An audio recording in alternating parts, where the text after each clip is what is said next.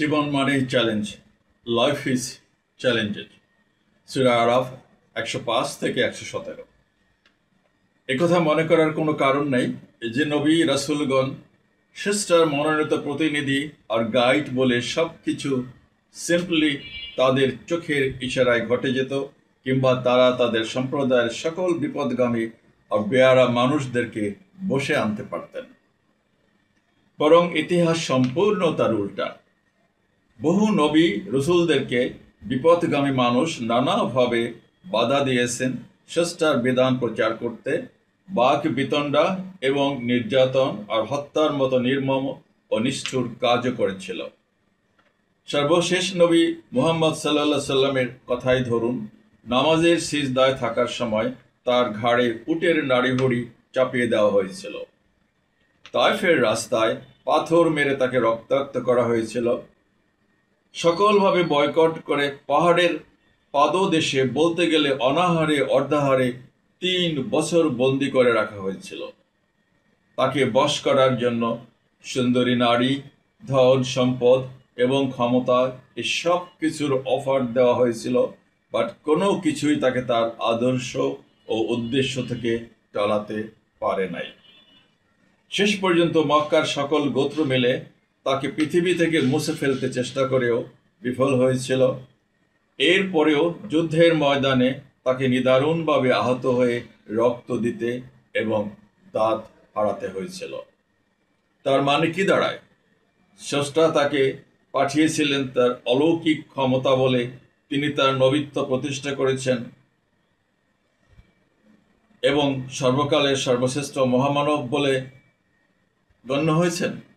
না, সকল ঘটনা প্রবাহ আর বিশেষ করে তার নবুয়ত প্রাপ্তির পরের 23 বছরের প্রতিদিনে ঘটে যাওয়া বিষয়গুলির পরম্পরা বিশ্লেষণ করলে দেখা যায় প্রতিটি মুহূর্ত ছিল রোমাঞ্চকর, বিপদসংকুল, সংকটময় এবং এক কথায় চরম চ্যালেঞ্জিং।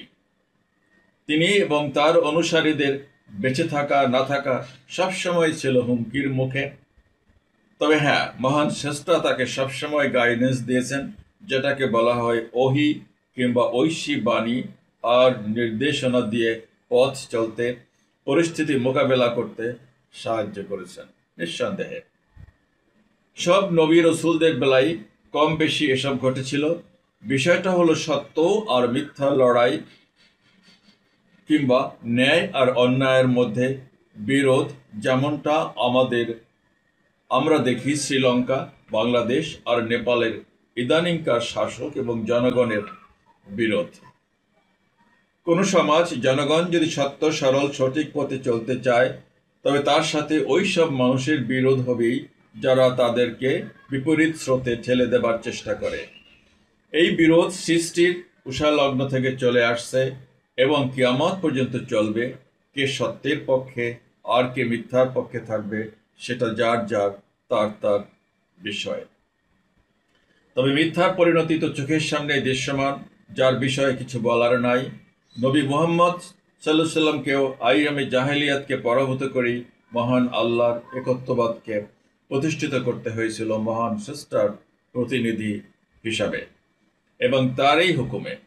তবে সেটাতেও প্রতিটা মুহূর্ত ছিল চ্যালেঞ্জিং। আমার ভিডিওর title life is full of challenges. একটু খতিয়ে দেখি পশ্চিমা সভ্যতা এ বিষয়ে কি বলে।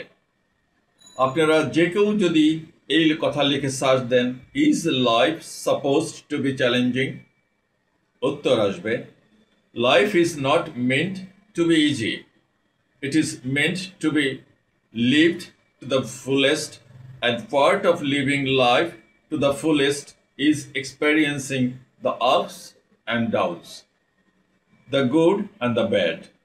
Challenges make us grow and help us to become the best version of ourselves.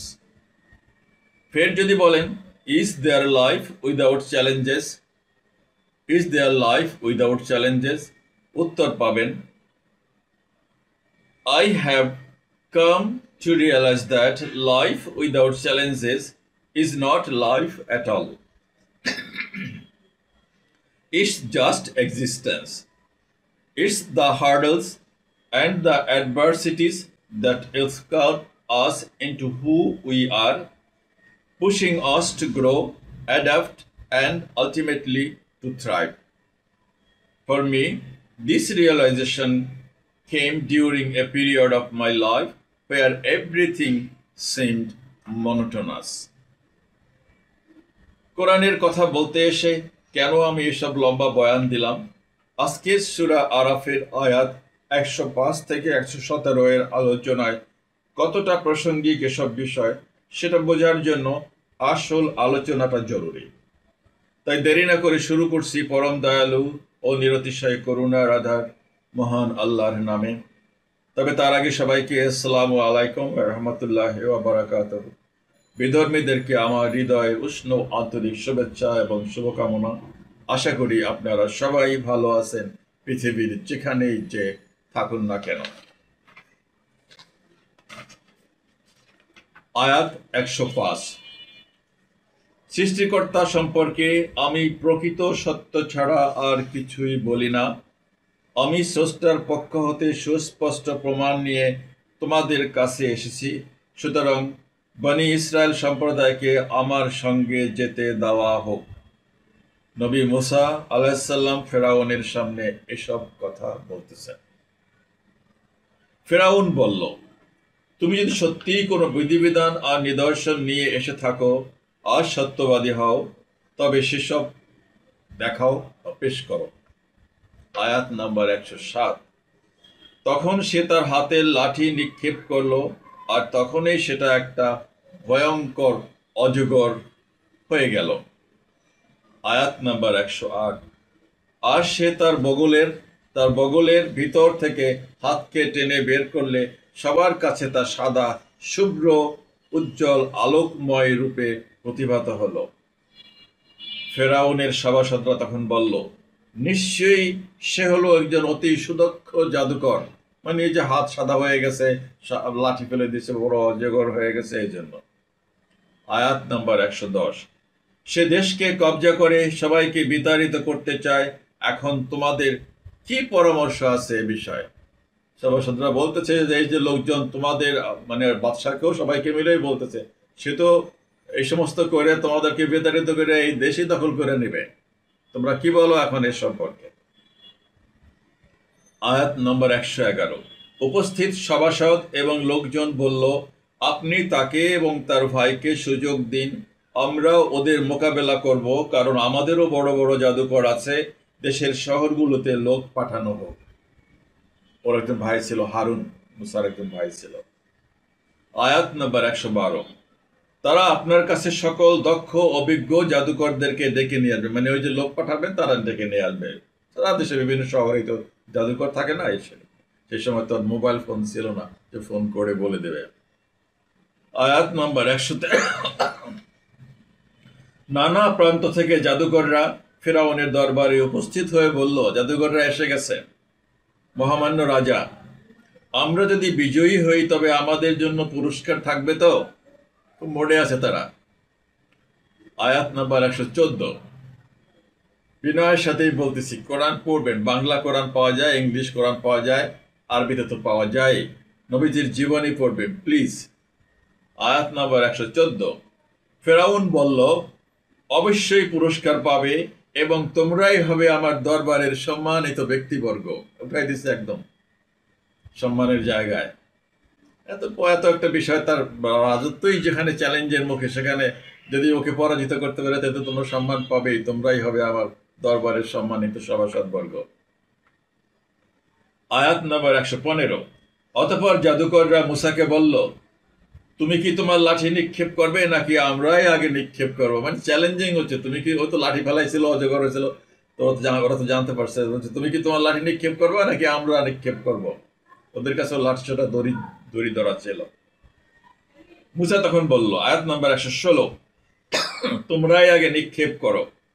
যখন জাদুকররা নিক্ষেপ করলো তখন উপস্থিত লোকজনের চোখ জাদুগ্রস্ত হয়ে গেল এবং তারা ভীত সন্ত্রস্ত হয়ে পড়লো এক ভয়ঙ্কর জাদু দেখে। ব্যাখ্যাটা হলো, এটা পিছনে অনেকগুলো সাপ হয়ে গেছে, একদম বড় বড় অজগর ফনা তুলতেছে। আয়াত নম্বর 17। আমি মুসার কাছে নির্দেশ পাঠালাম, আল্লাহ বলতেছেন, তোমার লাঠি নিক্ষেপ করো, তুমিও তোমার লাঠি নিক্ষেপ করো। সঙ্গে সঙ্গে মুসার লাঠি ভয়ঙ্কর এক অজগর হয়ে জাদুকরদের সৃষ্ট সাপগুলোকে গ্রাস করতে শুরু করলো। মুসার লাঠি ফেলানোর পরে সেটা আরো ভয়ানক, আরো বড় একটা অজগর হয়ে ওই সাপগুলোকে, সাপেরা সাপ খায়, গপ গপ করে গিলতেছে। খুব ইন্টারেস্টিং, পড়বেন। আজকে এ পর্যন্তই শেষ। সুপ্রিয় দর্শক শ্রোতা, একজন নবীর জন্য জীবন কেমন চ্যালেঞ্জিং ছিল আশা করি তার কিছুটা অনুভব করতে পারছেন। তবে নবী মুহাম্মদ সাল্লাল্লাহু আলাইহি সাল্লাম এর জীবনে যদি পড়েন তবে বুঝতে পারবেন সেটা ছিল আরো বেশি চ্যালেঞ্জিং। প্রতিদিন প্রতি মুহূর্ত জীবন মৃত্যুর ইয়েতে ছিলেন তিনি, সন্ধিক্ষণে। হয়তো বলবেন সৃষ্টিকর্তা তো নবী রাসূলদের সাহায্য করেন। হ্যাঁ, করেন, এটা আপনারা বলতেই পারেন, অনেকেই বলতে পারে তো আল্লাহ ওদের সাহায্য করছেন। না, নট দ্যাট, এত ইজি না। তাহলে তো এত যুদ্ধ বিগ্রহ এত কষ্ট করতে হয়। আর যদি সেটা করতে নেই, সেটা হতো মানব জাতির জন্য একটা ভুল মেসেজ। এখানে আসবো আমি।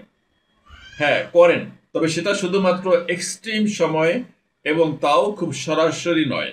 এটার কারণ আছে। যদি সব কিছু ঐশী নির্দেশনায় কিংবা সাহায্যে হতো তবে সেটা মানব জাতির জন্য ভুল তথ্য আর তত্ত্ব দিত। মানুষের চেষ্টা উদ্যম থাকতো না, বরং সব কিছুর জন্য চেষ্টার কাছে বায়না ধরত। নবী ঈসা আলাইসাল্লামকে বিনা কারণে যখন ইহুদিরা শুলে চড়ায় তখন কিন্তু স্রষ্টা হস্তক্ষেপ করেন নাই। অচেতন অবস্থায় তাকে উঠে নেওয়া হয়েছে, এটা মুসলমানদের বিশ্বাস। খ্রিস্টানরা তো অন্য বিশ্বাস করে, বাট অলৌকিকভাবে তাকে ঠিকই আসমানে তুলে নেন। এটাই কোরআনের কথা এবং মুসলমানদের বিশ্বাস। খ্রিস্টান সম্প্রদায় যাই মনে করুক না কেন, যাই হোক, মানুষ যদি সত্য ও ন্যায়ের পথে থাকে তবে সে মিথ্যা কিংবা জালিমের কোনো কিছুকে পরোয়া করে না, বরং চ্যালেঞ্জ হিসেবে গ্রহণ করে। সত্যের পথে যারা থাকে তারা কখনোই প্রমিস করবে না, সাইলেন্ট থাকতে পারে, বাট প্রমিস করবে না, নথি স্বীকার করবে না, তার গুণগানও করবে না জালিমের। অনেকে তো স্বার্থ উদ্ধার করে না, গুণগান করে পাঁচাটা গোলাম নাই, আলেমুল আমাদের ভিতরে নাই, বহু আছে। আপনারাও আপনাদের শক্তি এবং সামর্থ্য অনুযায়ী সবসময় অন্যায়, ভুল, অসত্য যে কোনো কিছুকে চ্যালেঞ্জ জানাতে বা চ্যালেঞ্জ নিতে পিছপা হবেন না। তবে স্থান কাল পাত্র কিন্তু বিবেচ্য বিষয়। কেন এটা বললাম? যেখানে সেখানে চ্যালেঞ্জ জানায়া পরে জীবন হুমকির মুখে পড়বে না। আপনি যদি স্থান কাল পাত্র বেঁধে কথা বলতে কখনো কখনো চুপ থাকেন, আপনি জানেন যে একটা ভুল বলতেছেন, বাট আপনি প্রতিবাদ করার কিছু নাই ওখানে, কারণ আপনি একা তখন। আমার জীবনে এরকম ঘটনা ঘটেছে। সো ওখানে আপনার মাতব্বরি দেখানোর বড় একটা কিছু ফলাবার, বীরত্ব দেখাবার কিছু নাই, বিকজ ইউ আর অ্যালোন। পারবেন না। বিবেচ্য বিষয়, সেটাও মাথায় রাখবেন। শেষ করার আগে আবার দেখা যাক যে যদি সার্চ দেন এভাবে, how to face challenges of life, যদি সার্চ দেন, আপনারা সার্চ দেবেন, জানবেন এখানে, তবে উত্তর পাবেন। টু ফেস, মনোযোগ দিয়ে শোনেন, to face life's challenges, cultivate resilience by breaking down problems. Problems তো থাকবেই 10টা, ভাগ করেন, দেখেন কোনটা বেশি জটিল, সেটাকেই আগে ফেস করেন। সেই যে এটা বলছে, making A plan and seeking support from others, বাবা মা, পরিবার, বন্ধু বান্ধব যাদেরকে রিলাই করতে পারেন তাদের সাথে শেয়ার করেন একটু, যেই ধরনের একটা সমস্যা কিভাবে ফেস করব। Focus on what you can control. Practice self-compassion and take care of your physical and mental health through exercise and relaxation techniques. View challenges as learning opportunities. চ্যালেঞ্জকে সমস্যা হিসাবে না দেখে বলতেছে, view challenges as learning opportunities, adapt your mindset and celebrate small victories to build confidence and persistence. আমি সমসাময়িক একটি বিষয়ের প্রতি দৃষ্টি আকর্ষণ করতে চাই। ইরান একটি চরম সংকটময় সময় পার করছে এবং বেশ দীর্ঘ সময় ধরে। আমার দৃষ্টিতে গোটা বিশ্ব ইরানি জাতির উপর খুব নির্মম, নির্দয় আচরণ করে যাচ্ছে। তবে এ যাবৎ ইরান কিন্তু মাথা নত করে নাই। আপনারা জানেন না যে সেই 1979 সালে কি হয়েছিল ইরানের আমেরিকান এম্বাসিতে। বরং বাহাদুরের মতোই যা করার করছে। দেখার পালা কি ঘটে অনাগত দিনে। আপনি নতুন হলে আমাদের চ্যানেলটি সাবস্ক্রাইব করে লাইক শেয়ার দিয়ে কৃতজ্ঞতার বন্ধনে আবদ্ধ করলে খুশি হব। দেখা হবে পরবর্তী ভিডিওতে শীঘ্রই ইনশাআল্লাহ। আল্লাহ হাফেজ।